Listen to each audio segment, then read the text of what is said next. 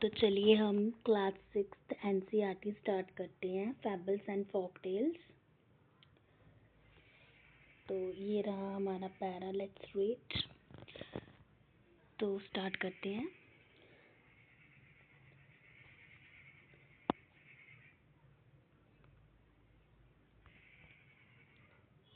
Ramanath was the son of a rich landlord.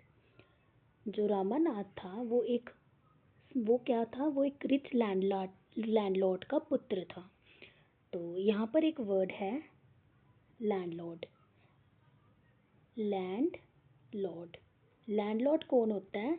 जो ज़मीन का मालिक होता है, ज़मीन मालिक। ठीक है, लैंडलॉर्ड होता है ज़मीन का मालिक। तो his father left him large tracts of land when he died।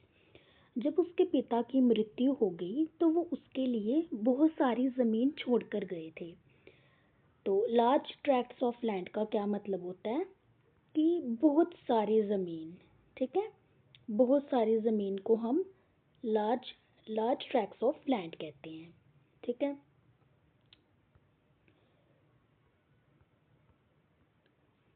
but Ramanath did not spend even one day looking after his land। But जो रामानाथ था उसने अपनी लैंड की एक भी दिन देखभाल नहीं करी। ठीक है, उसने अपनी लैंड की एक भी दिन देखभाल नहीं करी। लुकिंग आफ्टर का मतलब क्या होता है? लुकिंग आफ्टर का मतलब होता है देखभाल, देखभाल करना। ठीक है, किसका मतलब होता है ये? लुकिंग आफ्टर का, लुकिंग आफ्टर। ठीक है, लुकिंग आफ्टर का मतलब होता है देखभाल करना। This was because he had a funny idea. ऐसा इसलिए था क्योंकि उसके माइंड में एक बहुत ही विचित्र एक विचार था।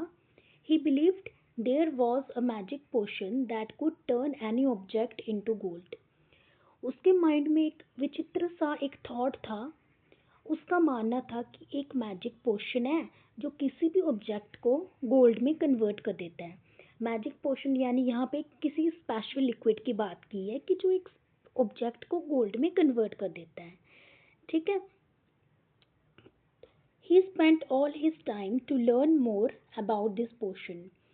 वो अपना ज़्यादातर समय इसी पोशन के बारे में जानने के लिए स्पेंड कर देता था, अपना सारा टाइम। ठीक है, पीपल चीटेड हिम ऑफन। तो यहाँ पे एक वर्ड है ऑफन। ऑफन का क्या मतलब होता है? ऑफन का मतलब होता है अक्सर। ठीक है, अक्सर। ऑफन का मतलब होता है अक्सर। तो जो पीपल थे, लोग उसको चीट कर देते थे अक्सर, promising to tell him about it. लोग उसको अक्सर बेवकूफ़ बना देते थे कि हम तुम्हें इस चीज़ के बारे में बताएंगे। But he did not give up. But उसने गिव अप नहीं करा। गिव अप क्या होता है? कि स्टॉप ट्राइंग। वो ट्राइंग करता रहा, उसने हार नहीं मानी। ठीक है, then his wife Madhumati was tired of this and also worried. जो उसकी पत्नी थी मधुमती, वो इन सब से टायर्ड हो गई थी। टायर्ड का क्या मतलब होता है? टायर्ड का मतलब होता है थक जाना। वो इन सब से बहुत ज़्यादा थक चुकी थी। ठीक है, तो जो उसकी वाइफ थी मधुमती, वो इन सब से बहुत ज़्यादा थक चुकी थी। Of this and also worried because she saw how much money Ramanath was spending. जो उसकी वाइफ थी ना, वो इन सब से थक चुकी थी और बहुत ज़्यादा चिंतित हो चुकी थी, बहुत ज़्यादा चिंतित हो चुकी थी। वरिड का मतलब क्या होता है? वरिड, वरिड का मतलब होता है चिंतित। ठीक है, चिंतित। वरिड का मतलब होता है चिंतित। His wife Madhumati was tired of this and also worried because she saw how much money Ramanath was spending। जो उसकी वाइफ थी मधुमती, वो इन सब से थक चुकी थी और चिंतित हो चुकी थी क्योंकि वो देख रही थी कि रामानाथ किस तरह से पैसा बर्बाद कर रहा है। She was sure that Soon they would be without money. वो श्योर थी कि बहुत जल्द उनके पास पैसा नहीं रहेगा. ठीक है. One day a famous sage called Mahipati came to their town. एक दिन एक फेमस सेज जिनका नाम महीपति था वो उनके शहर में आए. ठीक है. तो यहाँ पे वर्ड है सेज. सेज का क्या मतलब होता है? सेज. सेज होता है साधु. साधु होता है सेज. ठीक है. तो एक साधु उनके घर पे आए जिनका नाम महीपति था. Ramanath became his follower and asked him about the potion. जो रामानाथ था वो उस साधु का फॉलोअर बन गया.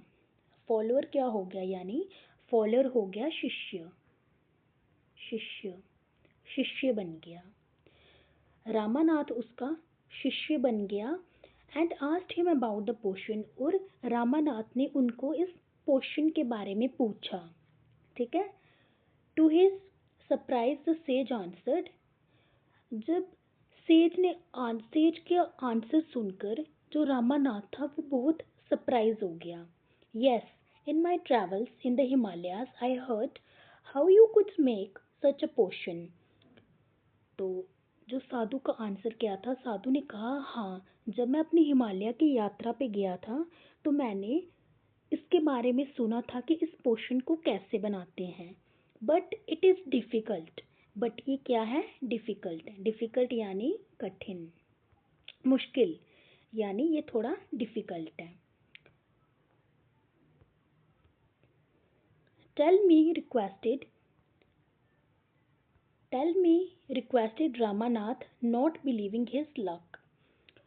तो रामानाथ ने रिक्वेस्टेड करी कि कृपया मुझे बताइए.